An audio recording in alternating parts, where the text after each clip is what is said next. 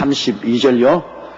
자기 아들을 아끼지 아니하시고 우리 모든 사람을 위하여 내어주시니가 어찌 그 아들과 함께 모든 것을 우리에게 은사로 주지 않으시고.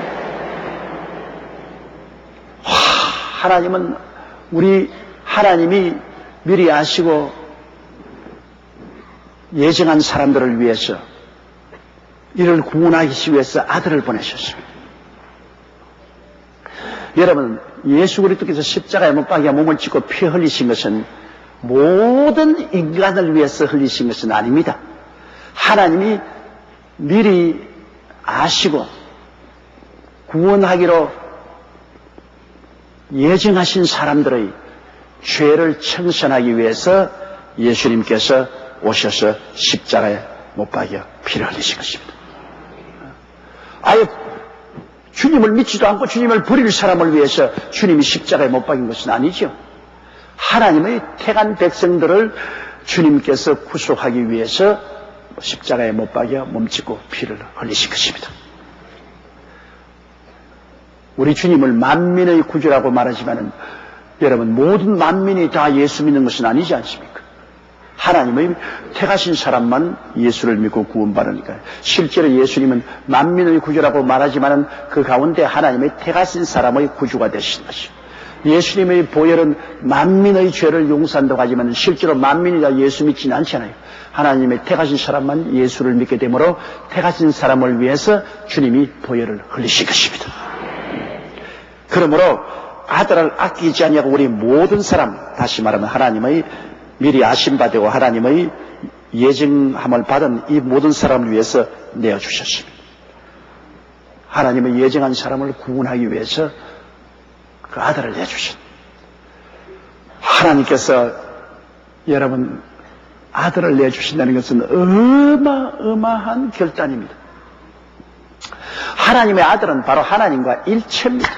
하나님의 영광의 광채시요 그 하나님 본체의 형상이 하나님이 어떻게 생겼냐? 바로 예수님 같이. 하나님의 영광의 광채시요 그 본체의 형상입니다. 원래 하나님을 본 자가 없을 때 그 품속에 있는 독생하신 하나님이 나타내시느니라.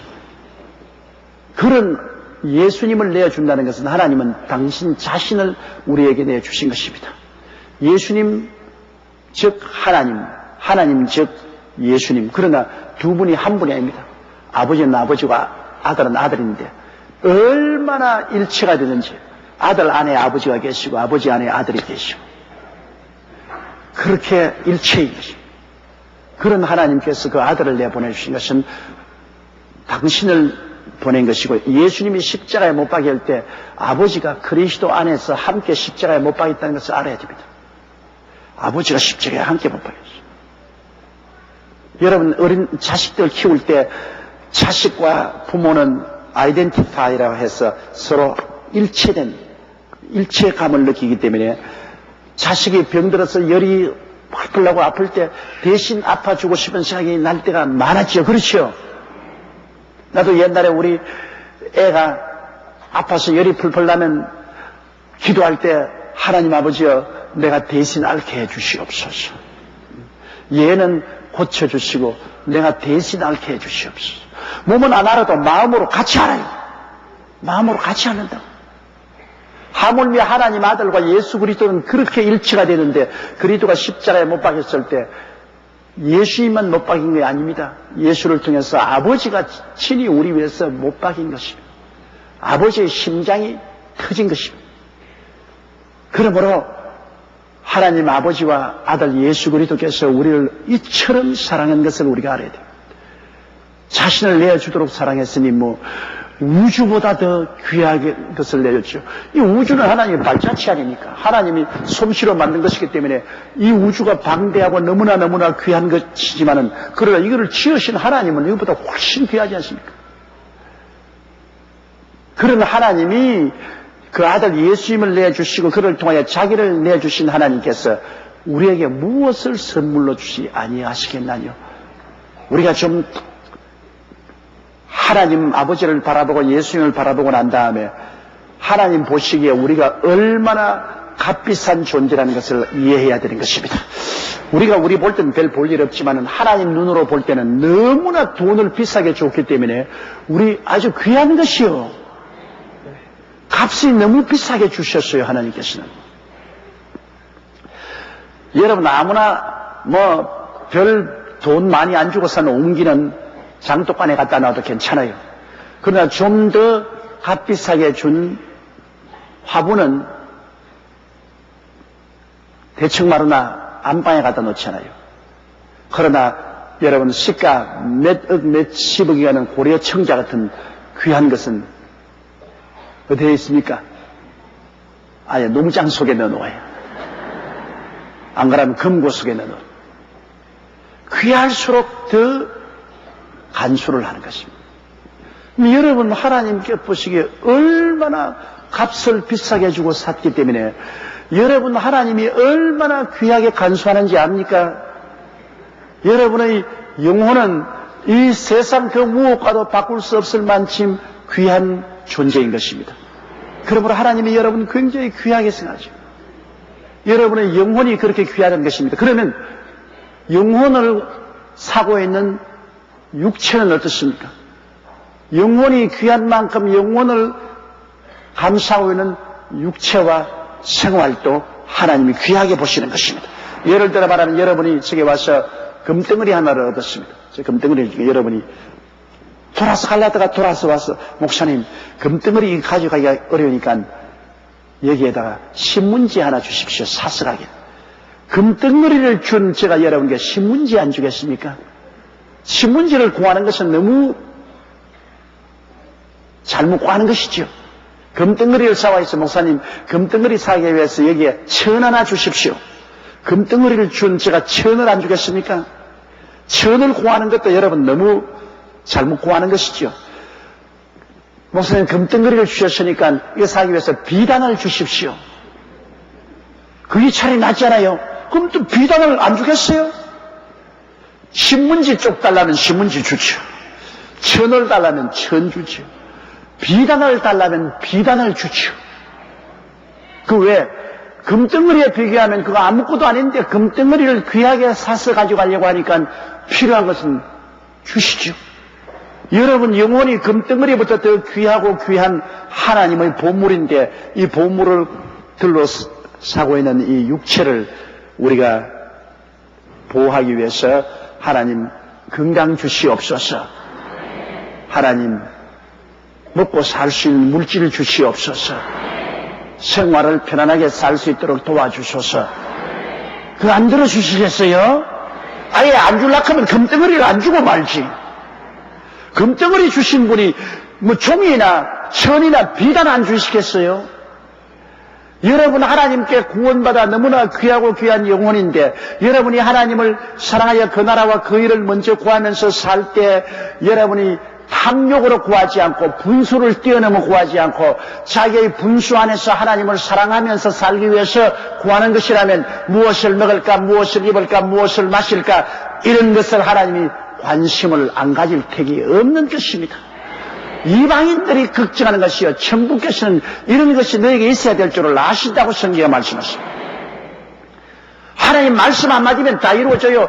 말씀으로 여러분 만나도 내려오고 말씀으로 비도 오고 말씀으로 물도 나오고 말씀으로 고기도 오고 사람이 떡으로만 살 것이 아니 하나님으로 나오는 모든 말씀으로 살 것이라 한다는데 세상 사람은 떡을 구해서 살지만 우리는 말씀만 오면 돼요. 어떤 광야 같은 곳에 가도 하나님 말씀만 임하면 기적이 일어나게 되는 것이니까. 그런 하나님께서 여러분 우리가 예수 그리스도를 구주로 우리 마음속에 모시고 귀하고 귀한 예수 그리스도 우리 마음에 모시고 우리 영혼이 구원받은 우리가 그리스도와 함께 살아가는데 우리의 필요한 것 주님께서 구할 때 말씀으로 역사 안 해주시겠습니까? 여러분이 눈에 나무 전가 안 베이고 구에는 나무 소리 안 들리고 소연 잡히는 건 없을지라도 물질 환경이 서산하고 어려울지라도 우리는 말씀으로 사는 것입니다. 말씀을 주시옵소서. 주여 말씀하여 주옵소서. 말씀만 하시옵소서. 그러면 되는 거예요. 하나님 말씀을 주시면 그 말씀이 나가서 여러분과 나를 구원하고 건지고 치료하고 역사하여 주신 것입니다. 제가 전문주일에 설교한 것처럼 말씀하시옵소서. 말씀만 주시옵소서. 그 예수 믿는 사람이 정말로 하나님을 사랑하고 예수님을 사랑하고 구원받은 여러분 존재를 알면 여러분 하나님께 담대하게 구하면 하나님 말씀을 통해서 우리에게 허락하여 주신 것입니다. 우리가 구하여도 받지 못하면 정욕으로 쓰려고 잘못 구함이라. 우리가 마귀의 탐욕이나 욕심을 따라 구해서 자기도 망치고 하나님 영광도 망칠 수 있는 그러한 것을 구하면 안 되겠지만은 우리의 살아가는 데 이 땅에서 필요한 근본적인 것은 구하면 왜 안 주겠어요? 그 아들을 아끼지 않고 우리에게 주시니까 그 아들과 함께 무엇을 선물로 주지 아니하시겠나요? 주시겠다 그 말인 것입니다. 강하고 담대하시기를 주의 이름으로 축원합니다. 믿습니까? 믿어야 돼요. 33절요. 누가 능히 하나님의 태가 쓴 자들을 송사하리요 의롭다 하신 이는 하나님이시니.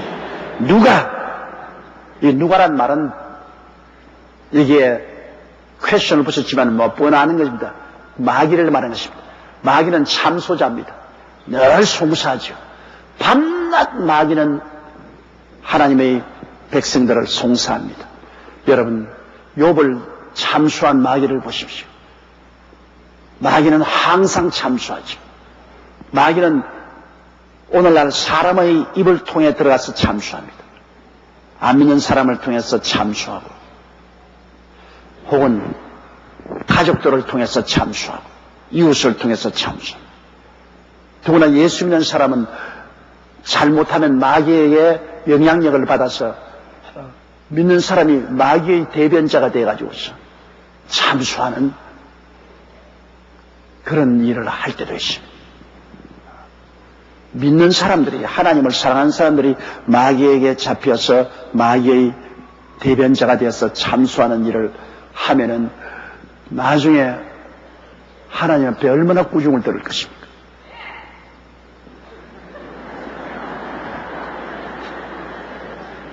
그러므로 우리가 참수하지 말아야 됩니다.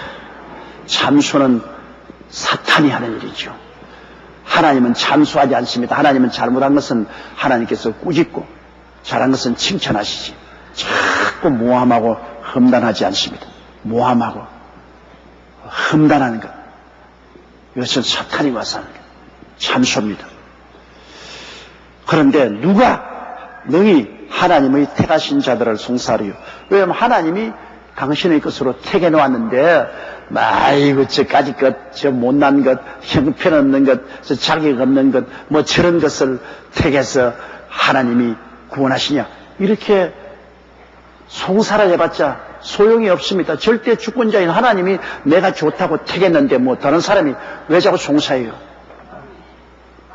신랑이 좋다고 눈이 비뚤어지고 입이 비뚤어져도 내 마누라라고 딱 택해놓았는데 다른 사람이 가서 아유 저 꼬락선이 사나 뭐 저런 거를 택했느냐 뭐 아유 못났다 뭐 저런 것을 마누라 택했느냐 그 무슨 소용이 있어요? 신랑이 좋다면 됐지 뭐.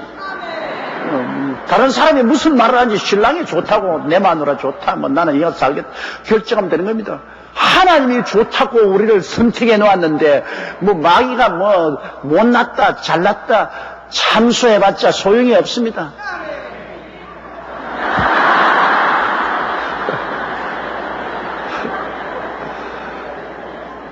그러니 우리는 우리 아버지 하나님과 예수님께만 잘 되면 돼요. 다른 데 잘 되려고 하지 마세요. 아버지 하나님과 예수님께만 잘 되면 뭐 다른 사람이야 우리 보고 뭐라고 말한들 무슨 소용이 있습니까? 누가 능히 하나님의 택하신 자들을 송사하리요. 의롭다 하시는 하나님이시니 누가 의롭다 하시는 하나님이시니 하나님이 여러분 우리 보고 의롭다고 하십니다. 우리가 무슨 의로운 행동을 했으면 하나님이 예수 그리스도의 보혈로 너는 의롭다. 너는 죄가 하나도 없다.